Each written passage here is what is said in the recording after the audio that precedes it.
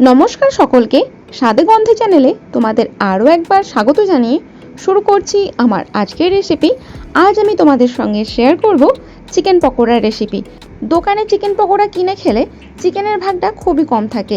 আজ আমি তোমাদের যেভাবে বাড়িতে চিকেন পকোড়া বানানো শেখাবো, তাতে চিকেনটা একদম তোমরা ভরপুর পাবে, আর তার সঙ্গে বাইরেটা হবে একদম ক্রিস্পি আর ভেতরের চিকেনটা হবে খুবই জুসি। তো চলো তাহলে দেখে নেওয়া যাক আজকের রেসিপি। এই চিকেন পকোড়া বানানোর জন্য আমার কি কি উপকরণ লাগছে সেটাও দেখে নেওয়া যাক। চিকেন পকোড়া বানানোর জন্য আমি এখানে বোনলেস চিকেন নিয়েছি, আর চিকেনের পিসগুলো ঠিক এরকম আছে।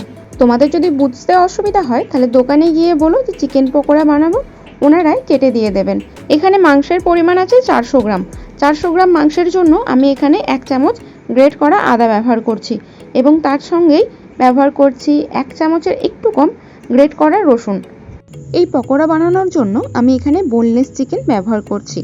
এবার এর মধ্যে দিয়ে দেব স্বাদ অনুযায়ী নুন, এবং তার সঙ্গেই দিয়ে দেব অর্ধেক চামচের কম গোলমরিচ গুঁড়ো, আর দেব কিছুটা পরিমাণ লঙ্কার গুঁড়ো। এখানে কাঁচা লঙ্কাও ব্যবহার করতে পারো, তবে কাঁচা লঙ্কা ছিল না বলে আমি লঙ্কার গুঁড়োটা ব্যবহার করেছি। তার সঙ্গেই দিচ্ছি 2 চামচ কর্নফ্লাওয়ার।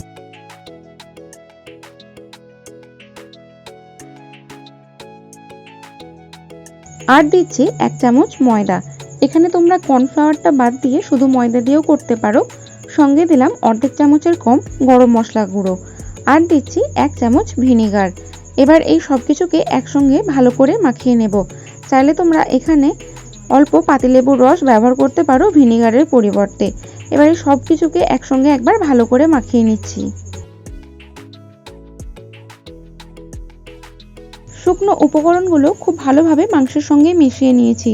এবার এর মধ্যে একটা ডিম ফেটিয়ে দিয়ে দিলাম, এবং ডিমটাকেও মাংসের সঙ্গে ভালো করে মাখিয়ে নেব।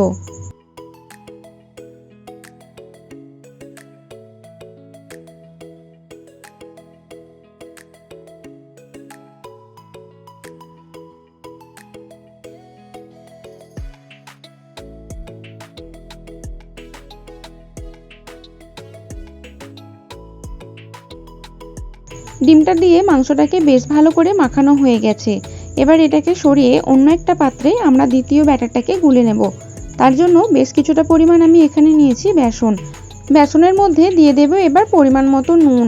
নুনটাকে বেসনের সঙ্গে ভালো করে মিশিয়ে নেব, এবং তার সঙ্গে দিয়ে দেব বেশ কিছুটা পরিমাণ গোলমরিচ গুঁড়ো। এবার অল্প অল্প করে জল দিয়ে বেসনের ব্যাটারটাকে খুব ভালো করে মসৃণ করে ফেটিয়ে নিতে হবে। একেবারে জল দিয়ে ফেললে তোমরা বুঝতে পারবে না ব্যাটারটাকে কি পরিমাণ বানাতে হবে।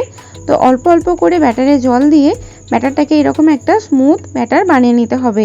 এবার এর মধ্যে দিয়ে দেব 1 চিমটে খাবার সোডা এবং বেশ কিছুটা পরিমাণ পেঁয়াজ কুচো। এবার এগুলো দিয়ে ব্যাটারটাকে ভালো করে মাখিয়ে নিতে হবে। ব্যাটারটা খুব বেশি পাতলা করা চলবে না। ব্যাটারটা এমন বানাতে হবে যাতে করে চিকেন পকোড়া ভাজার সময় চিকেনের গায়ে এই ব্যাটারে কোটিংটা লেগে থাকে। এবার আগে থেকে ম্যারিনেশন করে রাখা চিকেনগুলো ভেজে নেব।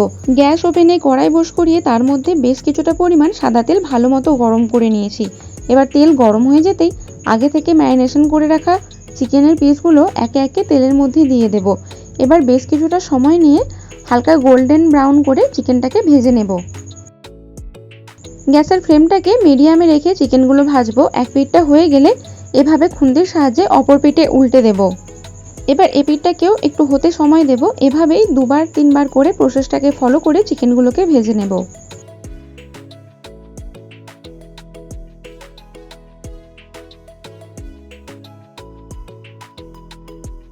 এখন দেখো চিকেনের গায়ে একটা হালকা গোল্ডেন ব্রাউন কালার চলে এসেছে। এবার চিকেনগুলোকে তেল থেকে তুলে নেব।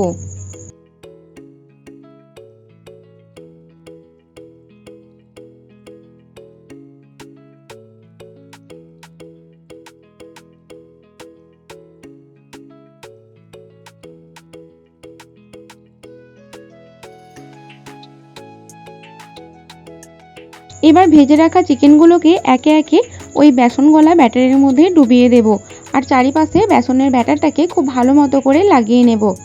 আশা করি তোমরা বুঝতে পারছো কিভাবে আমি ব্যাটারটাকে চিকেনের গায়ে লাগিয়ে নিচ্ছি। এই কাজটা তোমরা হাতের সাহায্যেও করতে পারো। এবার ওই একই তেলে আবারও চিকেনগুলোকে ভালো করে ডিপ ফ্রাই করে নেব। এর জন্য তেলটাকে ভালো মতো গরম হতে হবে।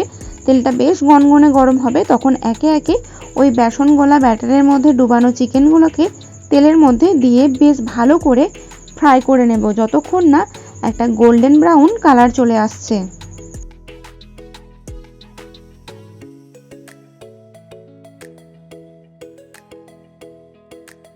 চিকেনগুলো তেলের মধ্যে দেওয়া হয়ে গেলে গ্যাসের ফ্লেমটাকে মিডিয়ামে করে দিও, কারণ যে কোনো ভাজাভুজি মিডিয়াম টু লো হিটেই করতে হয়, না হলে অতিরিক্ত আঁচে বাইরের দিকটা আগে হয়ে যায়, ভেতরটা কাঁচা থেকে যায়। কিছুক্ষণ পর দেখবে চিকেনের এক পিঠটা এরকম গোল্ডেন কালার নিয়ে নিয়েছে। এবার খুন্তির সাহায্যে অপর পিঠটা উল্টে দিয়ে আবারও মিডিয়াম আঁচে বেশ কিছুক্ষণ ভেজে নেবে।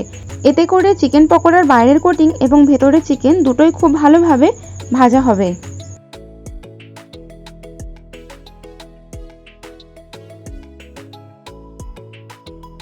চিকেনগুলো তেলে দেওয়ার পর কিছুক্ষণ অপেক্ষা করে করে আগের পদ্ধতি ফলো করতে হবে। একবার এপিঠ একবার ওপিঠ করে এভাবেই 2-3 বার একই প্রসেস ফলো করে চিকেন পকোড়াটাকে ভেজে নিতে হবে। এবার চিকেনের কালার পরিবর্তন হয়ে গেলে তেল ঝরিয়ে চিকেনগুলোকে তুলে নিতে হবে।